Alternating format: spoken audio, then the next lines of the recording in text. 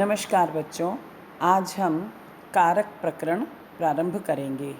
कारक प्रकरणम अर्थात विभक्ति अर्थ प्रकरण। कारक शब्द का अर्थ है क्रिया से संबंध रखने वाला। किसी वाक्य में जिस संज्ञा, सर्वनाम आदि का क्रिया से संबंध होता है उसको कारक कहते हैं। जिन शब्दों का क्रिया से संबंध नहीं होता वे कारक नहीं कहलाते। अर्थात क्रियाम करोति निवर्त्यति इति कारकम, अर्थात जो क्रिया को सिद्ध करे या निष्पादन करे वह कारक है। भाव यह है कि जिनसे किसी न किसी रूप में क्रिया की निष्पत्ति होती है वह कारक कहलाता है। जैसे कि रामः पठति में राम के द्वारा पठन क्रिया की निष्पत्ति हो रही है, अर्थात राम के द्वारा पढ़ने का कार्य पूर्ण हो रहा है, तो यह राम जो है वह कर्ता कारक है। और वैयाकरण जो हैं 6 कारक मानते हैं। ये आपने पहले कारक सुने होंगे, पढ़े होंगे। कर्ता, कर्म, करण, संप्रदान, अपादान, अधिकरण। और संबंध कारक को वैयाकरण कारक नहीं मानते हैं, इसलिए 6 मानते हैं। लेकिन 7 कारकों में 7 विभक्तियाँ होती हैं जो इस प्रकार से है। आगे हम अब विभक्तियाँ पढ़ेंगे। प्रथमा विभक्ति अर्थात आप ऐसे ही करेंगे जैसे कर्ता अर्थात कार्य को करने वाला कर्ता कारक होता है।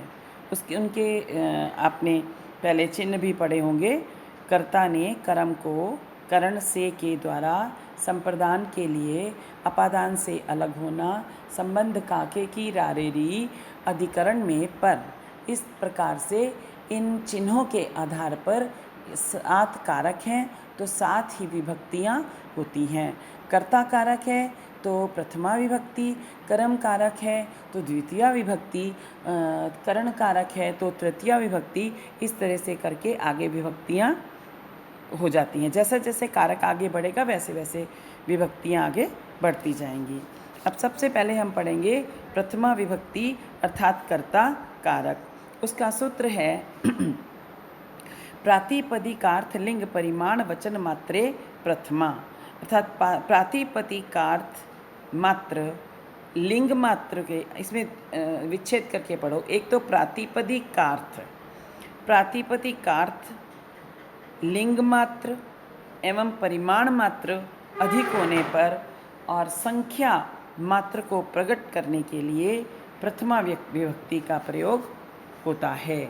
वहाँ पर प्रथमा विभक्ति हो जाती है। प्रातिपदिकार्थ मात्र किसको कहेंगे? मतलब इसमें 4 मात्र हैं। एक तो प्रातिपदिकार्थ मात्र में लिंग मात्र से युक्त प्रातिपदिकार्थ, परिमाण मात्र से युक्त प्रातिपदिकार्थ और वचन मात्र में। सबसे पहला है प्रातिपदिकार्थ मात्र में, अर्थात यहाँ पर प्रातिपदिक शब्द का अर्थ है सार्थक शब्द, अर्थात जिस शब्द के बोलने पर जो अर्थ नियम से होता है अर्थात निश्चित होता है, जिस शब्द को बोलने से उसका अर्थ निश्चित होता है उसे प्रातिपदिकार्थ कहते हैं। शब्द के इस निश्चित अर्थ को प्रकट करने के लिए ही जो विभक्ति लगानी पड़ती है, इसलिए उसी को ही कहते हैं कि प्रातिपदिकार्थ में प्रथमा विभक्ति होती है।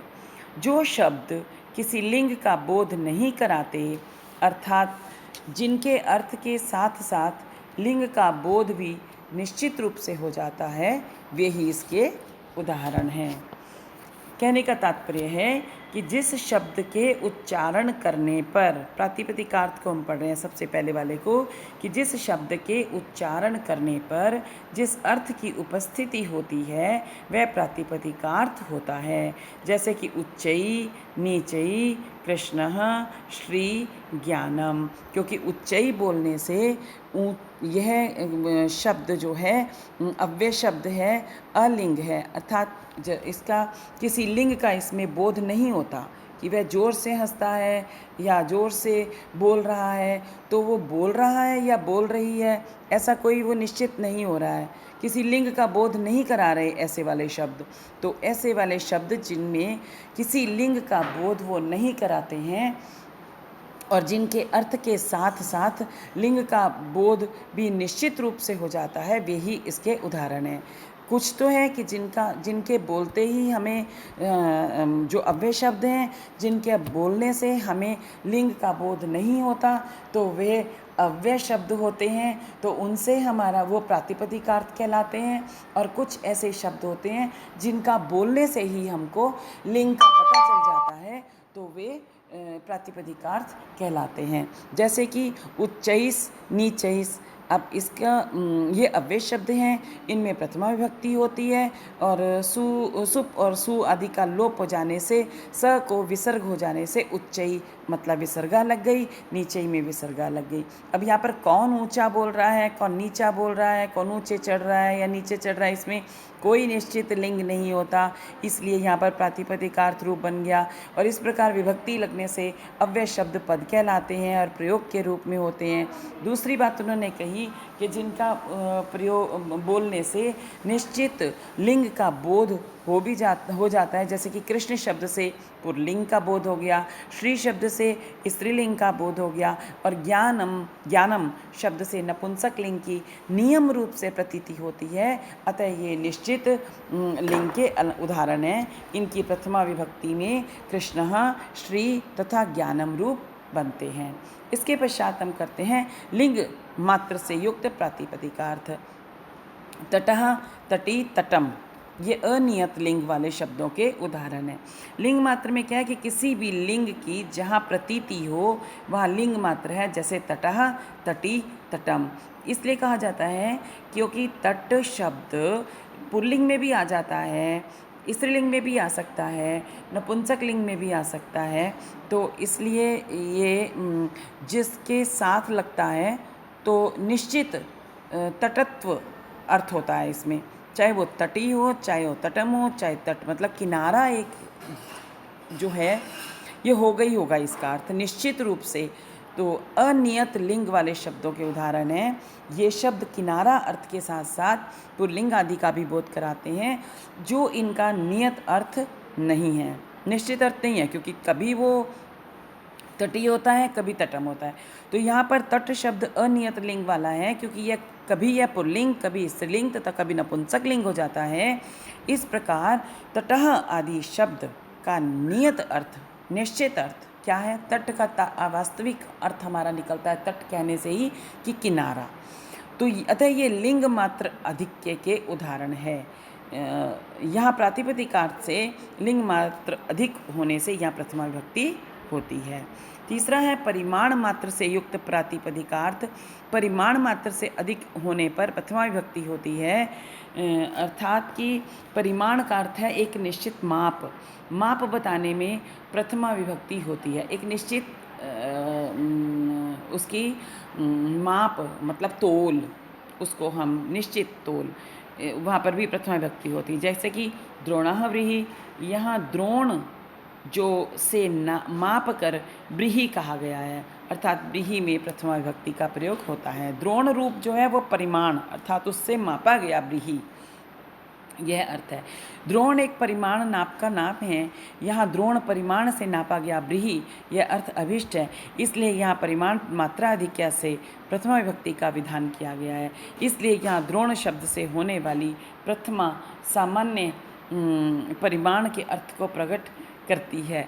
इस प्रकार द्रोण शब्द का द्रोण रूप परिमाण से नापा हुआ ब्रीहि अर्थात एक निश्चित एक माप है, और ब्रीहि एक कोई धान आदि को कहते हैं, तो इसलिए उससे निश्चित माप से नापा गया धान यह अर्थ हो जाता है। तो इससे यहाँ पर भी प्रथमा विभक्ति का प्रयोग होता है।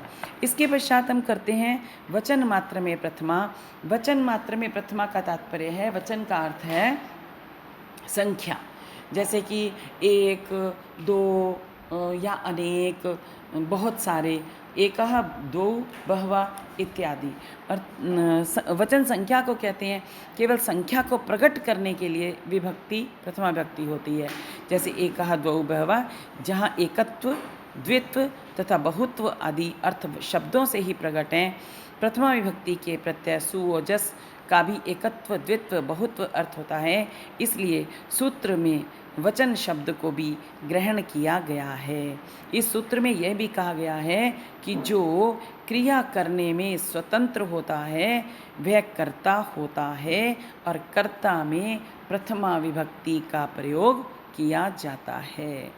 ठीक है, कि प्रातिपदिकार्थ अर्थ है अर्थात निश्चित अर्थ में, और जो जहाँ पर किसी लिंग आदि का बोध नहीं होता ऐसे निश्चित शब्दों में भी, जैसे उच्चैस निश्चैस, और कुछ निश्चित अर्थ का निश्चित शब्दों का प्रयोग करने से ही जहाँ पता चल जाए कि ये पुल्लिंग है या स्त्रीलिंग है या नपुंसक लिंग है, तो वहाँ पर प्रथमा विभक्ति होती है।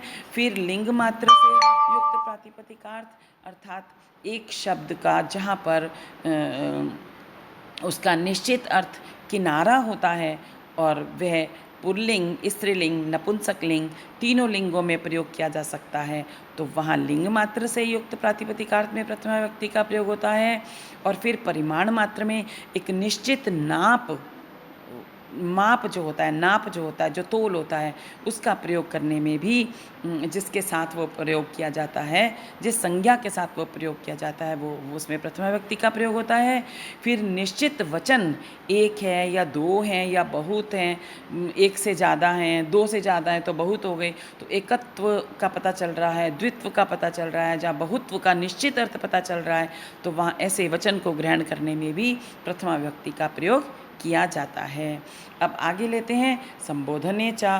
संबोधन में भी वो कहते हैं संबोधन अर्थ में भी प्रथमा विभक्ति होती है, जैसे कि हे राम, यहाँ पर राम में प्रथमा विभक्ति का प्रयोग किया जाता है। अर्थात प्रातिपदिकार्थ के अतिरिक्त संबोधन में भी प्रथमा विभक्ति का प्रयोग होता है। वक्ता द्वारा श्रोता को अपनी बात सुनाने के लिए आकृष्ट करने को संबोधन कहा जाता है। किसी व्यक्ति को, किसी सुनने वाले को अगर पुकारा जाए तो हम उसे संबोधित करके, जब आकृष्ट करके जो उसको संबोधन करते हैं तो उसमें संबोधन होता है, और वहाँ पर प्रथमा विभक्ति की तरह का ही प्रयोग होता है। जैसे हे राम, यहाँ संबोधन अर्थ में प्रथमा विभक्ति है, यहाँ पर राम शब्द से प्रथमा विभक्ति होकर राम जमा सु, संबोधन में सु का लोप हो जाता है।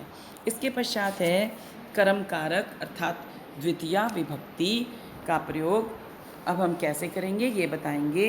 कर्तुर इप्सित तम कर्म, अर्थात इस सूत्र की व्याख्या, आप जो सूत्र दिया हुआ है उसको आपने हिंदी में व्याख्या करनी है। तो अब इस सूत्र है कर्तुर इप्सित तमम कर्म, अर्थात कर्ता, कर्तु कर्ता अपनी क्रिया के द्वारा जिस पदार्थ को प्राप्त करने की इप्सित अर्थात इच्छा करता है। कर्ता अपनी क्रिया के द्वारा जिस पदार्थ को प्राप्त करने की इच्छा करता है, इप्सित तमम सबसे ज़्यादा इच्छा कर रहा है जिसको प्राप्त करने की, उस कारक की उस कर्म संज्ञा होती है, अर्थात उसको कर्म कहते हैं। कर्ता अपनी क्रिया से जिसे सबसे अधिक प्राप्त करना चाहता है उसमें कर्म कारक होता है। उदाहरण तौर पे आप देखोगे रामः रसम या दुग्धम पिबति। अब राम जो है वो कौन है? कर्ता, जो पीने वाली क्रिया को संपन्न कर रहा है। लेकिन जो राम रूपी ये जो कर्ता है, पीने वाली क्रिया के द्वारा सबसे अधिक किस वस्तु को प्राप्त करने की इच्छा कर रहा है? मान लिया हम कहते हैं कि रामा दुग्धम पिबति, तो वह जब हम दुग्धम कह रहे हैं तो वहाँ पर दुग्धम क्या है? ये कर्म है। तो उस कर्म में द्वितीय भक्ति क्यों लगेगी? इस सूत्र की व्याख्या है कि कर्ता क्रिया के द्वारा जिस पदार्थ को सबसे अधिक प्राप्त करने की इच्छा करता है उस कारक की कर्म संज्ञा होती है। अब सबसे अधिक प्राप्त करने की इच्छा है दूध, जहाँ पे है कि राम दूध पीना चाहता है, तो दूध जो है वो कर्म है। क्योंकि उसको वो सबसे ज़्यादा प्राप्त करने की इच्छा कर रहा है, क्योंकि वो पानी भी पी सकता है, रस भी पी सकता है, वो कोई और चीज़ भी पी सकता है। लेकिन सबसे ज़्यादा इच्छा वो किस चीज़ की कर रहा है? दूध को पीने की कर रहा है। तो क्योंकि वो दूध को पीने की इच्छा कर रहा है, तो इसलिए कर्म कारक में द्वितीया विभक्ति का प्रयोग होगा। तो जो कर्ता को क्रिया द्वारा सबसे अधिक अभिष्ट होता है, उसकी कर्म संज्ञा होती है। यदि कोई पदार्थ कर्म आदि को अभिष्ट न हो और कर्ता को अभिष्ट ना हो, उसकी कर्म संज्ञा नहीं होती है।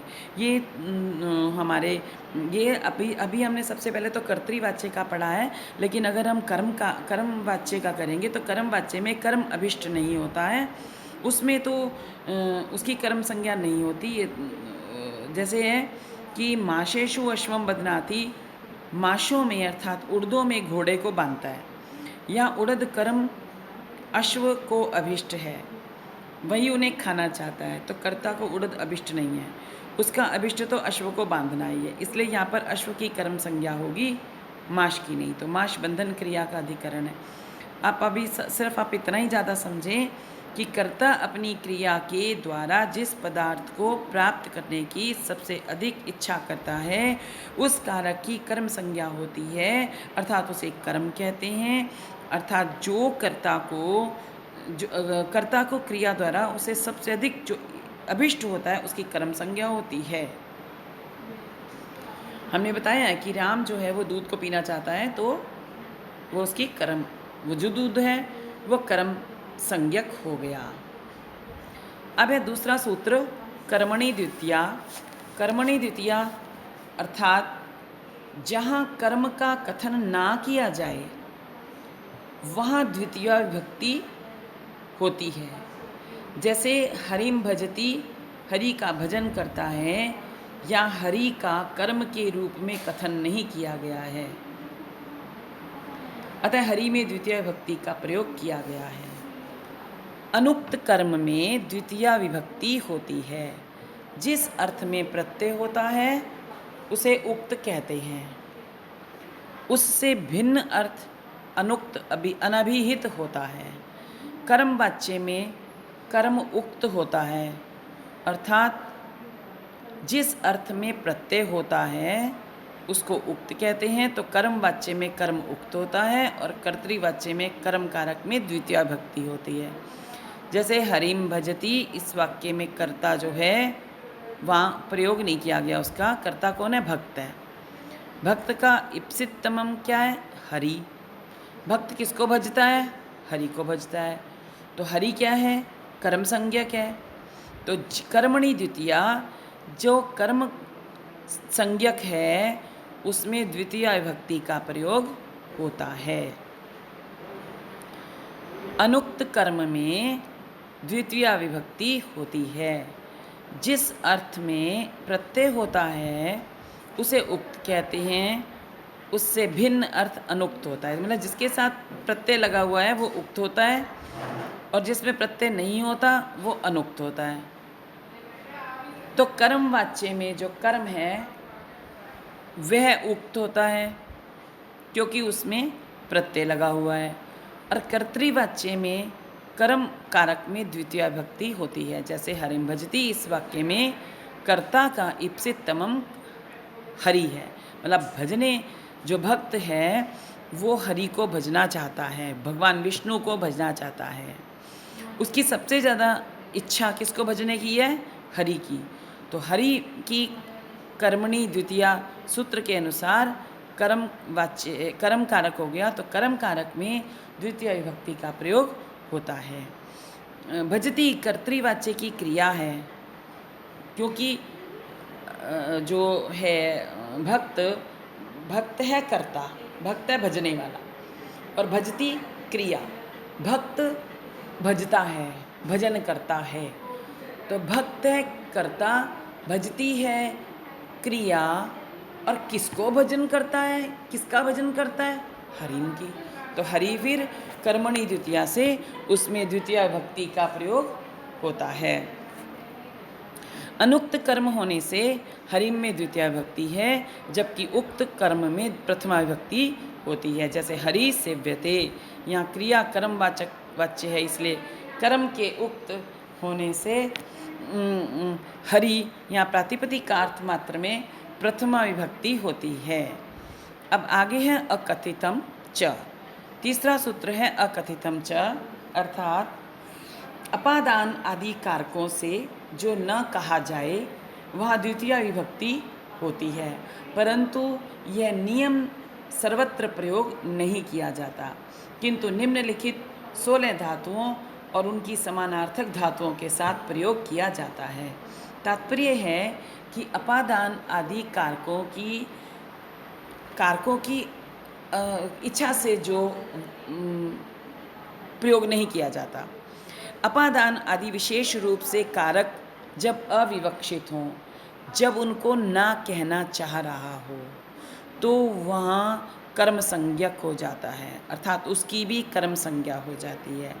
अर्थात जब कारक की अपादान आदि की विशेष संज्ञा ना करना चाहें, तब इस अकथितम च सूत्र से उसकी भी कर्म संज्ञा होती है, और उसकी कर्म की संज्ञा होने पर उसमें द्वितीय विभक्ति आती है। परंतु जब कारक की अपादान आदि विशेष संज्ञा विवक्षित हो, अर्थात उसको जब वो कहना चाहे, तब उनमें पंचमी आदि विभक्ति आती। जब हम उदाहरण करेंगे तो बहुत अच्छे से समझ में आ जाएगा। कहने का तात्पर्य है कि जब अपादान आदि कारक की विवक्षा ना हो, अविवक्षित हो, अर्थात उसको वो अपादान आदि कारक को नहीं कहना चाहे, तब तो उसमें कर्म कारक लगता है। लेकिन जहाँ अपादान आदि कारक की विवक्षा होती है, जहाँ उसको कहा जाता है, कहाँ कहना चाहता है, तो वहाँ पर पंचमी विभक्ति का प्रयोग होता है। इसके लिए कुछ विशेष धातुएं हैं, कुछ विशेष 16 धातुएं हैं जिनकी अविवक्षा होने पर, अर्थात जिनको नहीं कहना चाहता, तो उसके लिए इन विशेष धातुओं के कारण उनमें वो वाली विभक्ति नहीं लगती जो वहाँ वास्तव में ठीक सटीक बैठती है।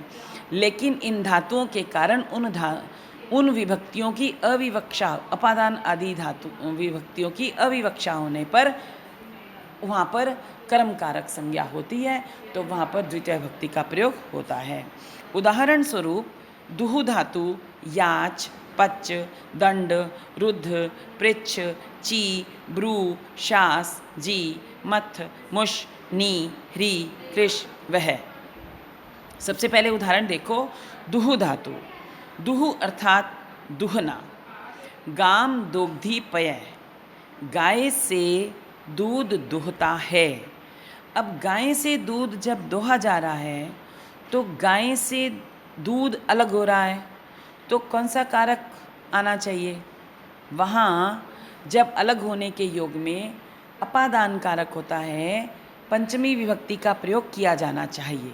लेकिन दुहु एक विशेष धातु के कारण यहाँ अपादान आदि कारक की अविवक्षा में दुहु धातु होने के कारण यहाँ पर गौ के साथ अपादान कारक अर्थात पंचमी विभक्ति का प्रयोग ना करके द्वितीय विभक्ति का प्रयोग किया जाएगा। गाय से दूध दुहता है, तो गाय से हमारा चिन्ह भी से अलग होने वाला है, तो यहाँ पंचमी होनी चाहिए थी। लेकिन अपादान कारक की अविवक्षा में दुहु धातु होने के कारण गौ में द्वितीय विभक्ति का प्रयोग किया गया है। इसलिए गाम में यहाँ पर पंचमी अपादान कारक ना होकर द्वितीय अर्थात कर्म कारक का प्रयोग किया गया है। तो गाम दोग्धी पे है, तो गाम में द्वितीय विभक्ति का प्रयोग किया गया है। उसकी अपादान है, तो उसकी अविवक्षा होने पर सूत्र से कर्म संज्ञा होने से या द्वितीय विभक्ति का प्रयोग किया जाता है। और अकथितम चाहे सूत्र से कर्म संज्ञा होने के कारण इसे अकथित कर्म अर्थात गौण कर्म कहा जाता है। अब दूसरा हम एक और उदाहरण करें। बलिम याचते वसुधाम। बलि से, राजा बलि एक होता था, सुनी होगी कथा आपने। बलि से वसुधा को, धरती को याचते मांग रहा है। अब जब बलि से वसुधा धरती को मांगा, तो बलि ने जब दी तो उससे वो धरती अलग हो गई। तो अलग होने के योग में भी यहाँ कौन सी विभक्ति आनी चाहिए? अपादान आनी चाहिए। यहाँ बलि अपादान है, लेकिन इसकी अविवक्षा होने के कारण अपादान ना होकर इसमें कर्म संज्ञा होकर, क्योंकि याच धातु लगी है तो यहाँ द्वितीय विभक्ति का प्रयोग हुआ है, जिस कारण इसमें बलिम लगा है। अब एक और उदाहरण देखिए, तंडुलान ओदनम पचती। तंडुल अर्थात चावल, चावलों से ओदनम पचती, भात खिचड़ी, पचती पकाता है। सूदह लिख भी सकते हैं, नहीं भी, सूदह रसोईया तंडुलान ओदनम पचती, चावलों से भात पकाता है। अब यहाँ है तो सही से, लेकिन कौन सी विभक्ति की यहाँ लग रहा है कि ज़रूरत है? चावल होंगे तभी तो वो भात पका पाएगा, तो कौन सी बन रही है? करण कारक बन रहा है। लेकिन क्योंकि यहाँ पच धातु है, तो पच धातु होने के कारण यहाँ करण कारक की अविवक्षा होने के कारण इसकी कर्म संज्ञा होकर द्वितीय विभक्ति का प्रयोग आया है। इसलिए तंडुलान शब्द का यहाँ बहुवचन इसलिए आया क्योंकि एक चावल से तो भात नहीं पकाया जा सकता, तो तंडुलान अर्थात बहुत सारे चावलों से वो भात पकाता है, तो इसलिए तंडुलान भातम पचती, चावलों से वो भात को पका रहा है, चावलों के द्वारा वो खिचड़ी बना रहा है। इसलिए करण कारक की अविवक्षा होने के कारण यहाँ करण में कर्म संज्ञा होकर द्वितीय विभक्ति का प्रयोग हुआ है। ऐसे ही 16 धातुएं हैं, तो 3 हमने आपको उदाहरण बताए। चलो एक और उदाहरण बता देते हैं। चोरान शतम दंडयति, चोरों को 100 रुपये का दंड देता है। अब जब दंड दिया जाएगा तो पैसे तो उससे ले लिए जाएंगे, तो वहाँ पर भी अपादान संज्ञा होनी चाहिए।